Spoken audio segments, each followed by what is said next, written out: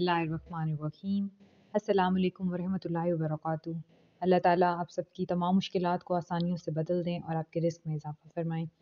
तो आज हम आपको बहुत ही आसान तरीके से ग्रीन्स प्रिज़र्व करना बताएंगे और उसके अलावा भी टमाटोज़ भी और लेमन भी, यानी लीमू, हरी मिर्चें, हरा धनिया, पुदीना और इन सब को आप कैसे महीने से ज़्यादा अपने फ्रिज में स्टोर कर सकते हैं और ज़रूरत पड़ने पर इस्तेमाल कर सकते हैं। आपको बार-बार मार्केट के चक्कर लगाने की बिल्कुल ज़रूरत नहीं है। आराम से अपना रमज़ान इबादत में गुज़ारें और हम अब शुरू करते हैं। सबसे पहले हमने हरी मिर्चों को अच्छे से धो लिया और फिर इनके ये डंठल निकाल लिए। अगर आप हरी मिर्चों के डंठल पहले निकाल लेंगे और फिर इनको वॉश करेंगे तो इनमें पानी चला जाएगा। इस तरह मॉइस्चर जाने से आपकी हरी मिर्चें ख़राब हो जाएँगी। तो इस तरीके से आप हरी मिर्चों को धोकर और फिर किचन टॉवल पर अच्छी तरह सुखा लीजिए और इसको पूरे महीने से ज़्यादा आप अपने फ्रिज में रखिए, स्टोर कीजिए और इस्तेमाल कीजिए। मैं एयर टाइट बैग यूज़ कर रही हूँ। अगर आपके पास एयर टाइट बैग अवेलेबल नहीं है तो कोई फ़िक्र वाली बात नहीं है। आप सादा शॉपर लेकर उसमें भी इसको रख सकती हैं। तो ये बिल्कुल महफूज़ रहेंगी। याद रखिएगा, फ्रिज में से चीज़ निकालें, फ़ौरन निकालें और वापस उस बैग को रखें। जब आप उस बैग को या शॉपर को बाहर रख देते हैं, उसमें दोबारा से नमी पैदा होना शुरू हो जाती है और फिर आपकी चीज़ें गलना सड़ना शुरू हो जाती हैं। हमने पुदीना ले लिया, पुदीने की भी हमने गठियाँ थी खोल लीं और इनको अच्छे तरीके से 2-3 पानियों में धो लिया। धोने के बाद हम इसको अपने किचन टॉवल पर नहीं सुखाएँगे फ़ौरन, क्योंकि अगर हम इसे अभी किचन टॉवल पर सुखाएँगे तो इसके पत्ते रब करने से ख़राब हो जाएँगे। तो हम इसको 2-3 पानियों से धोने के बाद सबसे पहले एक प्लेट में निकाल देंगे और फिर हम इसे अपने किसी स्ट्रेनर में डाल कर रख देंगे ताकि इनका सारा मॉइस्चर और सारा पानी निकल जाए। इसी तरह हमने धनिये के साथ भी यही करना है। धनिये के अंदर से सबसे पहले कचरा, यानी उसके अंदर से पीले पत्ते, घास या कोई और इस तरह की चीज़ें हैं जो धनिये से रिलेटेड नहीं हैं, तो वो हम सब अलग कर लेंगे और धनिये को भी इसी तरह 2-3 पानियों में अच्छी तरह से धो लेंगे। कुछ लोग इसे हल्दी वाले पानी में भी धोते हैं। आपकी मर्ज़ी है, अगर आप धोना चाहें तो धो सकते हैं, लेकिन मेरे ख़्याल से उसकी ज़रूरत नहीं है। हल्दी वाले पानी से धोने से कोई ख़ास फ़र्क नहीं पड़ता। तो आप इसको ऐसे ही पानी से धोकर अच्छी तरह से इस प्रोसीजर के साथ जो मैं आपको बताऊँगी फ़ॉलो कीजिएगा। आपका धनिया पुदीना बहुत लंबे अरसे तक महफूज़ रहेगा। अगर मैं इसको अभी हल्दी वाले पानी से धोती और इसे अपने किचन टॉवल पे रखती तो किचन टॉवल पे बिल्कुल दाग पड़ जाने थे और इसने ख़राब हो जाना था। तो अभी हमने इसको स्ट्रेनर में रखा 2-3 घंटे, इसका मॉइस्चर पानी काफ़ी हद तक निकल गया, लेकिन फिर मैंने इसे किचन टॉवल में हल्का-सा टैप कर लिया ताकि मज़ीद जो मॉइस्चर है वो भी निकल जाए। फिर भी आप कटिंग बोर्ड पे मॉइस्चर देख सकते हैं। अब हमने धनिये को चॉप कर लेना है और हम अपने नेक्स्ट स्टेप में सारा चॉप्ड या बारीक कटा हुआ धनिया एक प्लेट में डालकर ओवरनाइट के लिए फ्रिज में खुला रख देंगे। उससे ये होगा कि फ्रिज में खुला रखने से इसका सारा मॉइस्चर एवेपोरेट हो जाएगा और इसमें किसी किस्म का कोई मॉइस्चर बाकी नहीं रहेगा। फिर हम इसे अपने नेक्स्ट स्टेप करेंगे, वो मैं आपको बताऊँगी। अभी हमने इसको सारे को अच्छी तरह से काट कर और एक बड़ी प्लेट पे फैला लेना है।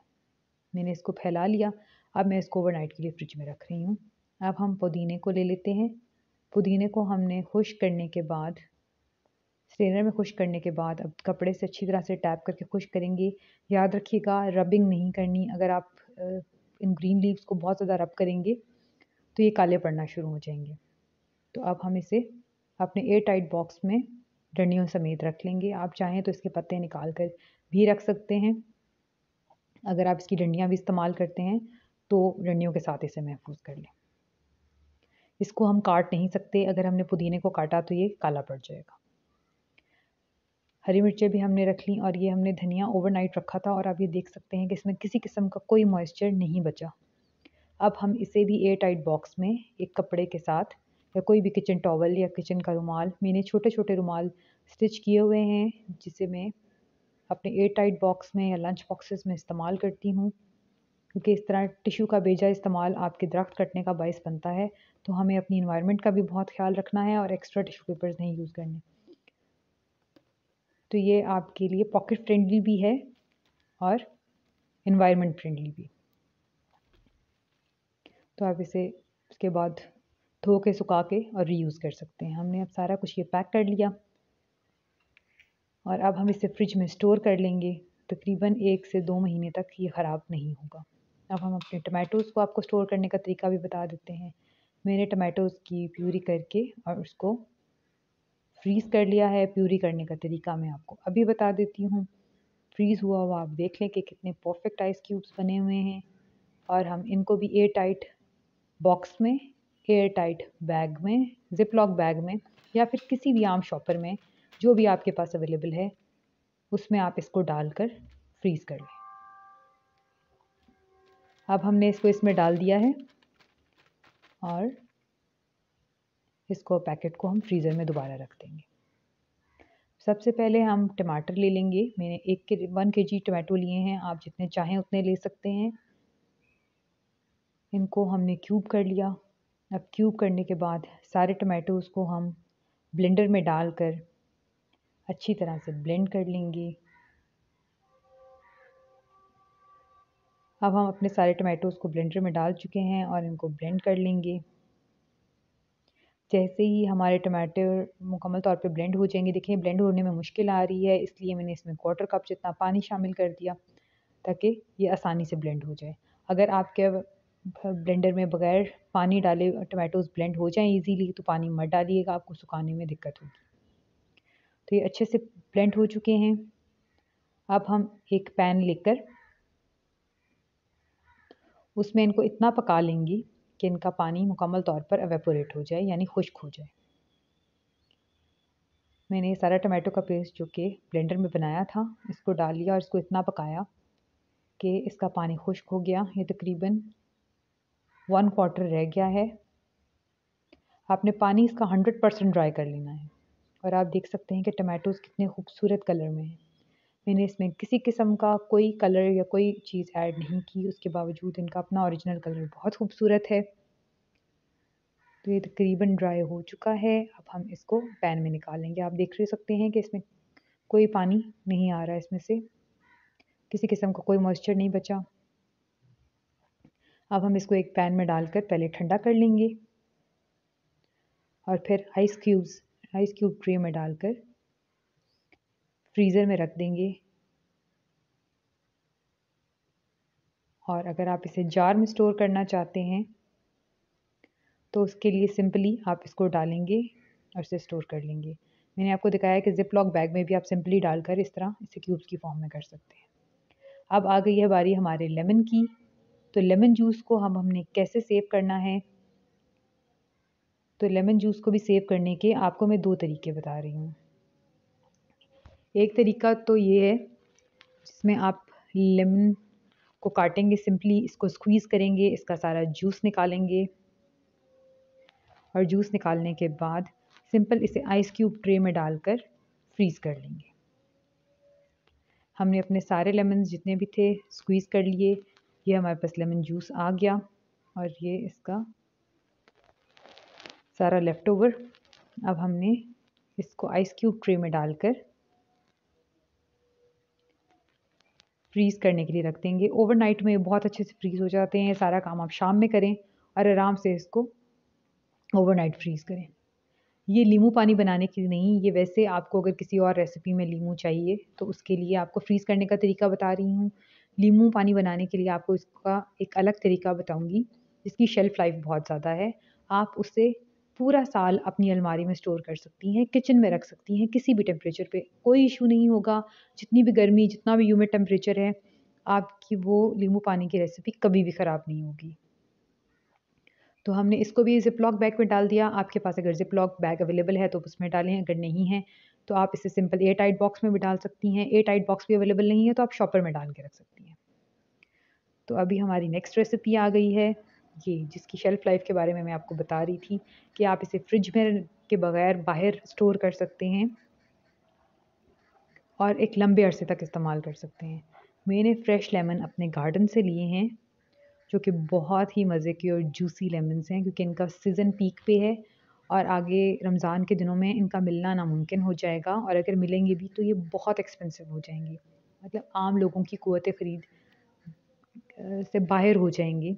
तो हर कोई नींबू पानी पीना चाहता है रमज़ान में,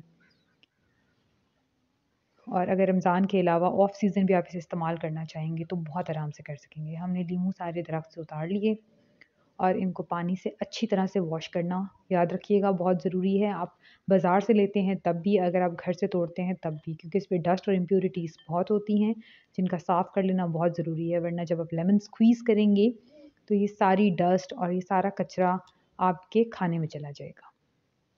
तो हमने अब इसमें सबसे पहले लेमन का छिलका लेना है। उसको हम कैसे लेंगे? किचन टॉवल से हम लेमन्स को ड्राई करेंगे ताकि इनमें किसी किस्म का मॉइस्चर ना रहे, और जो लेमन पील है उसे हम ग्रेट कर लेंगे। ग्रेट करके और अपनी सारी लेमन पील को 8 से 10 लीमों की लेमन पील चाहिए हमें, हम उसे इकट्ठा कर लेंगे। और तकरीबन ये मेरे पास 1 टेबलस्पून लेमन पील आ गई है जो कि 10 से 12 लीमों की है, और जो मैंने शुगर ली है वो तकरीबन 1 केजी है। आप देख लीजिएगा कि आपको कितनी रिक्वायर्ड है, आप उसी हिसाब से शुगर ले लीजिएगा और बना लीजिएगा। 1 केजी शुगर में तकरीबन 1 पाव लीमू जाते हैं।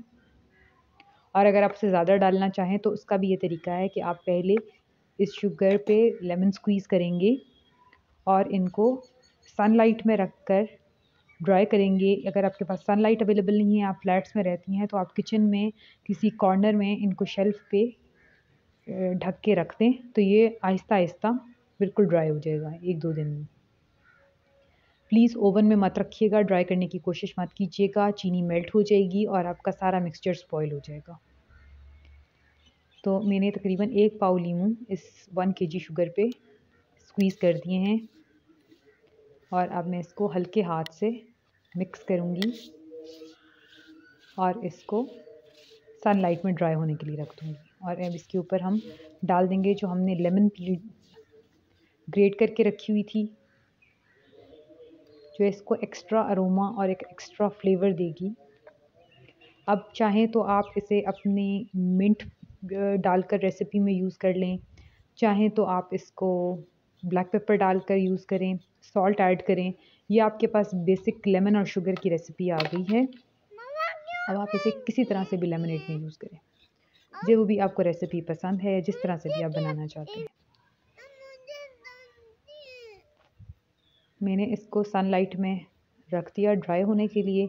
अब तकरीबन ये 1 से 2 दिन में ड्राई हो जाएगी और मैं इसे आराम से बॉटल में स्टोर कर सकती हूँ और अलमारी में रख सकती हूँ।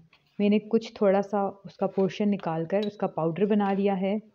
आप इसे पाउडर के तौर पे भी यूज़ कर सकते हैं, लेकिन पाउडर में मॉइस्चर आने का डर होता है और पाउडर की शेल्फ़ लाइफ ज़्यादा लंबी नहीं होती, क्योंकि इसमें किसी किस्म का कोई प्रिजर्वेटिव ऐड नहीं है।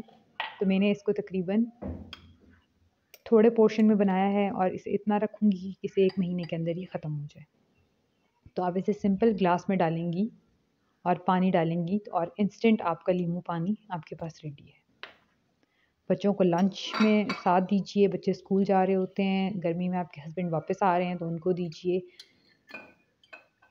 गर्मी के लिए बहुत अच्छा है और बहुत ही एनर्जेटिक है और होममेड ड्रिंक है, इससे अच्छी और क्या बात हो सकती है। तो प्लीज़ मेरी सारी रेसिपीज़ को ट्राई कीजिएगा, ये आपके लिए बहुत हेल्पफुल रहेंगी, और मुझे अपना फ़ीडबैक कमेंट्स में सेक्शन में ज़रूर दीजिएगा और ज़रूर बताइएगा कि ये आपके लिए कितनी फ़ायदेमंद रहीं, और आपकी फ़ैमिली के लिए और आपके लिए